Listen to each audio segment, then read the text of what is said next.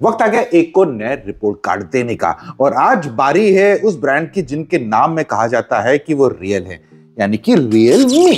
तो कैसा रहा रियलमी 2024 के लिए? चलिए आज सबके बारे में, सब चीजों के बारे में आपको बताएंगे। मैं हूं संदीप और मेरे साथ है अजय और अभिषेक।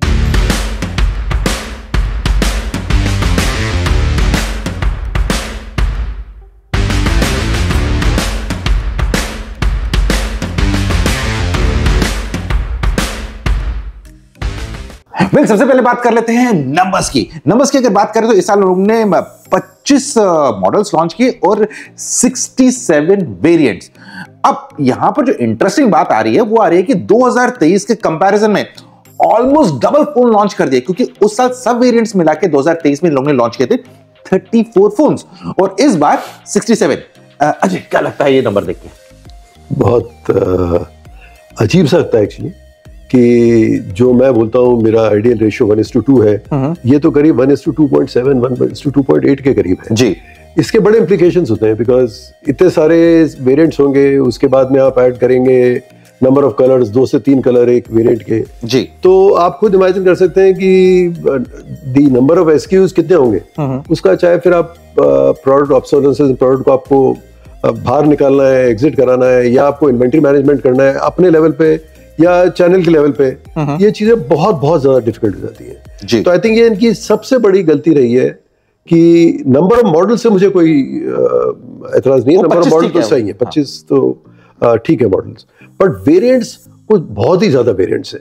ये वेरिएंट्स को इनको कम करना पड़ेगा। दूसरी चीज अगर आप देखेंगे तो 10,000 के नीचे आपका पास डेटा होगी आई थिंक जी। 10,000 के नीचे इन लोग ने इस बार 28 फोन 42% है वो, 42% और 10 to 20 के 21 डिवाइसेस जो 31%। डिक्लाइनिंग सेगमेंट के अंदर आप 42% अपने वेरिएंट्स आप डिक्लाइनिंग सेगमेंट में डाल रहे हैं। एग्जैक्टली, क्योंकि लास्ट अगर 23 की कंपेयर करें तो उन्होंने खाली 4 डिवाइसेस लॉन्च किए थे, यानी कि ऑलमोस्ट 12% डिवाइसेस इनके अंडर 10 के में थे। इस साल तो मतलब पूरी बाढ़ ला दी इसमें इन लोगों ने। तो यही एक तो इनकी बहुत बड़ी गलती रही है। और उसके बाद अगले प्राइस सेगमेंट में जाएंगे इनके आप जी। तो इनका सेगमेंट लेते हैं हम 10 से 20,000 के बीच में इन्हें 21 डिवाइसेस लॉन्च की, 31% मार्केट शेयर।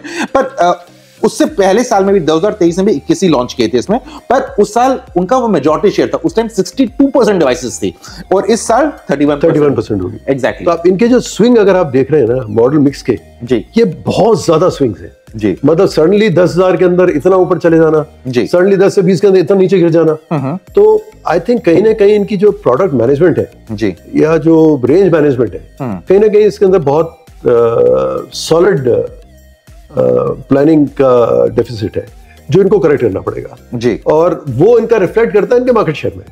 अगर इस साल किसी ब्रांड ने डिक्लाइन किया है, मेनली टॉप 5 अगर हम लेते हैं तो 2 ही ब्रांड ने डिक्लाइन किया है, एक सैमसंग है, एक रियलमी है जी। तो सैमसंग अपने रीजन थे जो हमने डिस्कस किए, बट आई थिंक रियलमी का डिक्लाइन का रीजन यही है कि इन्होंने बहुत ज्यादा करने की कोशिश की एक साथ, और जब आप बहुत ज्यादा करने जाते हैं तो आप एक्चुअली कहीं के नहीं रहते जी। ना आप रहे लोअर सेगमेंट प्लेयर, ना आप रहे मिड सेगमेंट प्लेयर, ना आप रहे हाई सेगमेंट प्लेयर। आप एक फ्लोटिंग ब्रांड की तरह हो गए कि कोई चल गया प्रोडक्ट तो चल गया, कोई नहीं चला तो नहीं चला। राइट। इवन अगला वाला सेगमेंट 21,000 से 23,000 के बीच में इस साल उन्होंने 5 डिवाइस लॉन्च किए जो 7% है, और उससे पहले 2023 में उन लोगों ने 9 डिवाइसेस लॉन्च किए थे जो उनका 26% शेयर था। जबकि ये सेगमेंट एक ऐसा सेगमेंट है जिसमें सबसे ज्यादा बिकवाली देखने को मिलती है। हाँ, तो जो प्रीवियस टाइम में आपको ऊपर वाली सेगमेंट के डिवाइसेस इंक्रीज करने चाहिए जी, और इन्होंने उल्टा किया, इन्होंने नीचे के जो सेगमेंट में उसमें डिवाइसेस लोड किए। राइट। तो आई थिंक ये इनका सबसे बड़ी गलती है। और उसके अलावा जो अगला सेगमेंट है 31 to 40 के, 40 to 50 के और 50 एंड अबव, उसमें कुछ ना कुछ लॉन्च करने की कोशिश की है, which is good। लेकिन ओवरऑल ऐसा लग रहा है कि जैसे कि हर साल नीजक रिएक्शन की आ रही है नंबर्स में। हम लगातार 2 साल तक एक कंटिन्यूटी नहीं देख पा रहे इनके नंबर्स में कि चलो मार्केट क्या है वो अलग बात है, लेकिन आपकी कंटिन्यूटी नजर आनी चाहिए कि अच्छा इस साल हमने अगर इस प्राइस सेगमेंट में 10 लॉन्च किए, चलो अगले साल 1-2 कम कर देंगे, 1-2 बढ़ा देंगे, जो करेंगे। इधर तो नीजक रिएक्शन दिख रही है, इमीडिएटली 30-40% का स्विंग नजर आ रहा है, जो अच्छा नहीं है, जो कंफ्यूजन क्रिएट कर सकता है मेरे हिसाब से। नहीं, आपका बात बिल्कुल सही है, बिकॉज अगर आप इनके मार्केट शेयर्स को ट्रैक करेंगे क्वार्टर ऑन क्वार्टर लास्ट 1.5-2 साल के, तो आपको उसमें भी आपको ग्राफ दिखेगा ऊपर नीचे ऊपर नीचे ऊपर नीचे।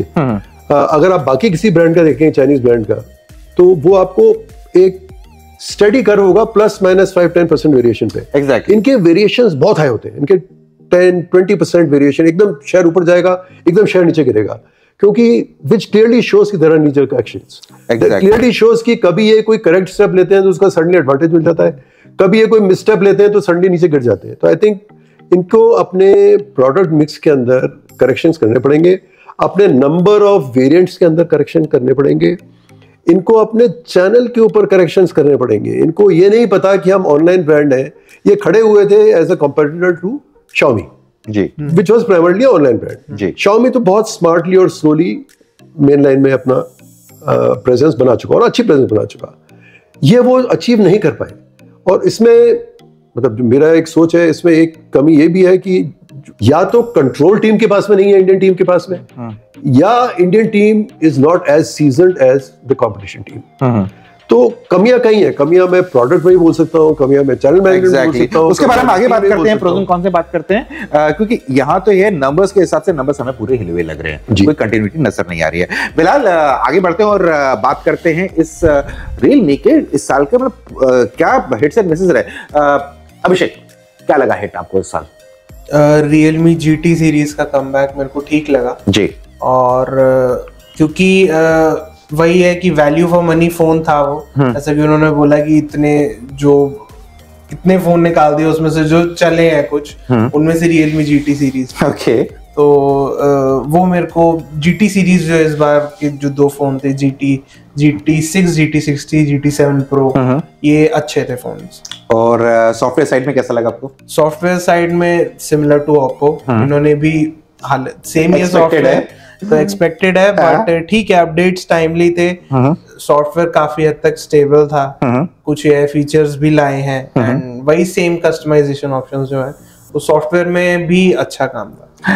कैमरास में मुझे लगा कि कैमरा सेंट्रिक फोन 2-3 अच्छे लाए थे, लेकिन भीड़ में कहीं ना कहीं खो गए। तो आपको क्या लगता है इनका प्लस पॉइंट क्या था? कोई अच्छा पॉइंट लगा आपको इस साल का इनका? नहीं, टू बी वेरी ऑनेस्ट, अगर मैं कोई भी पैरामीटर मैं जज करना चाहता हूँ तो मुझे किसी पैरामीटर में नहीं लगता कि उन्होंने कोई चीज करेक्ट की। आई थिंक इन्होंने बहुत कम टाइम में बहुत ज्यादा करने की कोशिश की जी, क्योंकि मैं इनके CEO का इंटरव्यू पढ़ रहा था, उन्होंने बोला है कि हम हर सेगमेंट में प्रेजेंट होना चाहते हैं जी। तो ये भी एक सैमसंग बनना चाहते हैं।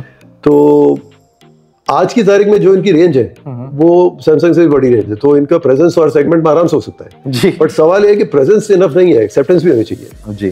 तो इनको अपनी एक्सेप्टेंस का भी चैलेंज करना पड़ेगा, को भी ऊपर लाना पड़ेगा। उसके लिए जो भी स्टेप्स लेने इनको इंटरनल, वो चाहे से टीम से रिलेटेड हो, चाहे वो चैनल मैनेजमेंट से रिलेटेड हो, चाहे वो प्रोडक्ट मिक्स से रिलेटेड हो, चाहे वो प्रोडक्ट प्राइस सेगमेंटेशन से लिंक्ड हो कि किस प्राइस सेगमेंट में हमको कितना प्रेजेंस रखना है। पहले मेरे हिसाब से इनको जहां इनका स्ट्रेंथ है, जो कि मेरे हिसाब से 30,000 से नीचे के डिवाइसेस, उस सेगमेंट के ऊपर पूरा कब्जा करना चाहिए अपना, उसमें बड़ा हार्ड वर्क करना चाहिए इनको जी। इनको ज्यादा चैलेंज आएगा नहीं बिकॉज इनकी एक्सेप्टेंस है 10 और 20 के अंदर तो अच्छी एक्सेप्टेंस है, और 20 से 30 में भी थोड़ी बहुत एक्सेप्टेंस ले सकते हैं। उसके बाद में थोड़ा सा पुश 30 से 40 के ऊपर, 1-2 अच्छे डिवाइस, बहुत ज्यादा डिवाइस लाने की जरूरत नहीं है। जितने ज्यादा डिवाइसेस आप एक सेगमेंट के अंदर लेके आएंगे उतनी आपको ज्यादा मेहनत करनी पड़ेगी प्रमोट करने के लिए। आप बेटर है 1 या 2 डिवाइस लेके आइए, उनके ऊपर फुल प्रमोशन कीजिए और उनके की हाईलाइट्स लेके आगे बढ़िए। तो यहाँ इनको कुछ अपने मार्केटिंग साइड पे भी, जैसे मैंने आपको बोला, चैनल साइड पे भी, टीम साइड पे भी, मुझे अभी भी लगता है कि ये कंपनी चाइना से कंट्रोल कंपनी है, कहना नहीं चाहिए पर मेरे को लगता है क्योंकि इंडियन टीम से डिसीजंस बड़े स्लो आते हैं, बहुत स्लो डिसीजन। एग्जैक्टली, मेरा भी यही पॉइंट था कि जो भी चीजें देख रहे हैं, ऐसा कहीं पर भी नहीं लग रहा है कि इंडियन टीम कुछ योगदान दे रही है, क्योंकि उनको यहाँ की ग्राउंड रियलिटी मालूम है और उनको मालूम होगा कि मार्केट में क्या चल रहा है, क्यों चल रहा है। वो पुश नजर नहीं आ रहा है कहीं पर भी, ये ऐसा लग रहा है कि बस पुश करे जाए। और ये एक्चुअली नंबर्स जो हम देख रहे हैं, ये ऑलमोस्ट रियलमी के जो चाइना वाले नंबर्स हैं उनसे मैच खा रहे हैं। अगर हम चाइना की भी स्ट्रैटेजी देखें प्राइसिंग की, वो ये मेल खा रही है, पर इंडिया की स्ट्रैटेजी नहीं है। क्योंकि अगर हम ओवरऑल इंडियन मार्केट की बात करें तो यहां पर ऑलमोस्ट मतलब खाली 15% ओवरऑल मार्केट ने फोकस किया है अंडर 10K में, और यहां पर इन्हें 42% का दम डाल दिया है। ये तो बहुत, यहां पर इनसे बेटर कंपनियां यहाँ मौजूद हैं, इवन जियो तक मौजूद अपने फोन के साथ, जिनके पास अपना एक फोन है, अफोर्डेबल 4G फोन भी है, 5G फोन भी है, जो भी है वो भी है, उनसे टक्कर लेना चाहते हैं, मतलब क्यों लाने? और यहाँ पर वैसे भी आपके रेवेन्यू शेयर जो होगा, जो आपके प्रॉफिट मार्जिन था वो बहुत कम रहते हैं, तो बाकी पे फोकस करिए। तो ये एक मेजर चीज यहाँ पर लग रही थी। अभिषेक, आपको क्या लग रहा था कि कमी क्या थी? कमी यही थी जो आप लोगों ने बोली, बजट रेंज और मिड रेंज बहुत स्कैटर्ड था। एक ऐसा लग रहा था कि एक ही फोन बार बार लॉन्च हो रहा है अलग मॉडल नेम में, मतलब डिफरेंस है ही नहीं।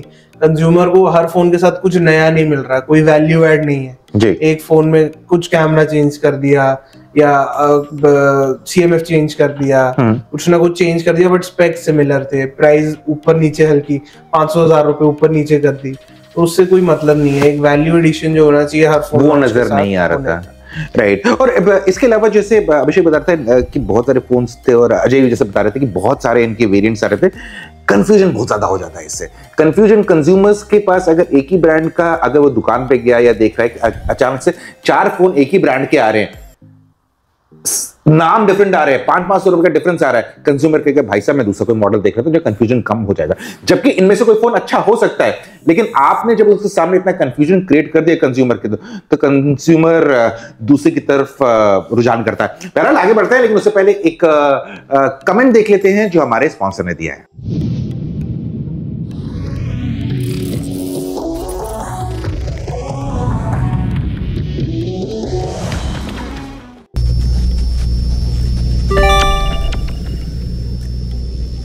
Automotive EV market is booming in India. MediaTek is strategically focusing in driving the automotive EV market. In order to achieve this goal, we have strategically partnered with India's largest company called Jio. Along with Jio Things, we have developed their 4G smart Android connected cluster. And with this cluster, हम पूरा two-wheeler market को capture करने वाले हैं, और 2027 तक MediaTek को बहुत डोमिनेंट पोजीशन, मार्केट शेयर मिलने वाला है two wheeler electric vehicle cluster market में।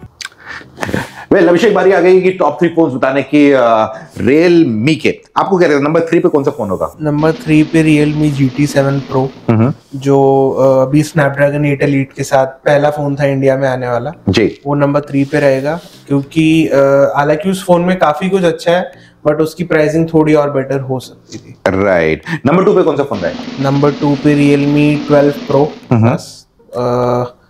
मिड रेंज फोन था और काफी अच्छी कैमरास थे उसमें। Cameras definitely. और नंबर 1 पे Realme GT60, वो वैल्यू फॉर मनी मेरे को लगता है इनका एक अकेला ऐसा फोन था जी, जो मतलब बहुत ही अच्छी वैल्यू पे आया था वो। ओके। एंड कुछ उसमें एज सच मेजर कोई एक कमी नहीं दिख रही थी। राइट। सो अजय, 2025 में क्या एक्सपेक्ट करें कंज्यूमर्स Realme से? कुछ ड्रास्टिक चेंजेस होने वाली हैं?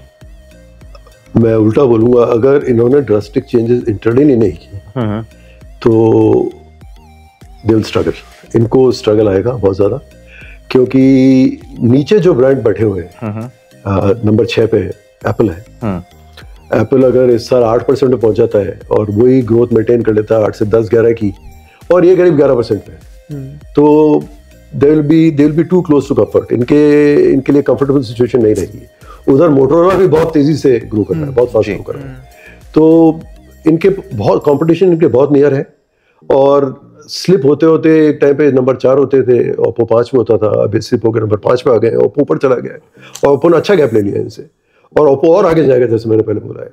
तो इनको करेक्टिव स्टेप्स नहीं लिए तो मुझे इतना फ्यूचर लगता नहीं है। और मुझे ऐसा मानना है मेरा कि आई थिंक इनकी अपनी सोच, चाहे इनके चाइना की सोच हो, चाहे इनके दिल्ली ऑफिस की सोच हो, आई थिंक इनको एक एक्सटर्नल सोच की जरूरत है, क्योंकि कहीं ना कहीं ये मार्केट की बीट को, पल्स को मिस कर रहे हैं। या तो एक्सपीरियंस की कमी से मिस कर रहे हैं, या डिसीजन बाहर से हो रहा है और यहाँ वालों की सुनी नहीं जा रही, उस वजह से हो रहा है। सो इनको एक थर्ड पार्टी ओपिनियन की, मेरे हिसाब से, मैं किसी ब्रांड के लिए नहीं बोला आज तक, पर इस ब्रांड को थर्ड पार्टी ओपिनियन की बहुत खास जरूरत है। क्योंकि आई थिंक ये they are looking too much inside. ये अपने आप ही देख के एक अपने ही आइसोलेटेड वर्ल्ड के अंदर ये सोचते हैं हमारे लिए क्या सही है, और ये करते जा रहे हैं और उनको लगता है कि ये सक्सेसफुल होगा, बट अनफॉर्चुनेटली रिजल्ट्स दिखा रहे हैं कि चीजें हाथ से निकलती जा रही है। ये दूसरा ब्रांड है, जैसे मैंने आपको बोला 2 ही ब्रांड डिक्लाइन किए हैं इस साल, और ये दूसरा ब्रांड है जो डिक्लाइन किया है। बिल्कुल बिल्कुल, मुझे ये लगता है कि ये टाइम आ गया है कि रियलमी को रियल होना पड़ेगा हकीकत से कि जो हकीकत है, हकीकत को समझे, उम्मीद पे दुनिया कायम है, उम्मीद बनाए रखें, लेकिन हकीकत का दामन भी मत छोड़ें। अगर हकीकत का दामन छोड़ दिया तो आपको ग्राउंड रियलिटी नहीं पता लगती। और एक कॉम्पिटिटिव स्पेस में जो कि स्मार्टफोन्स का है, यहां पर अगर हकीकत से रूबरू नहीं हो रहे हैं, यानी कि आपका डाउनफॉल निश्चित है और आपकी पूरी मेहनत पे फिर सकता है पानी। तो बस फ्रेंड्स, इतना ही आज के इस रिपोर्ट कार्ड में। जल्दी मिलते हैं एक और नए रिपोर्ट कार्ड में। तब तक के लिए हम तीनों को दीजिए इजाजत और आप अपना ख्याल रखिए।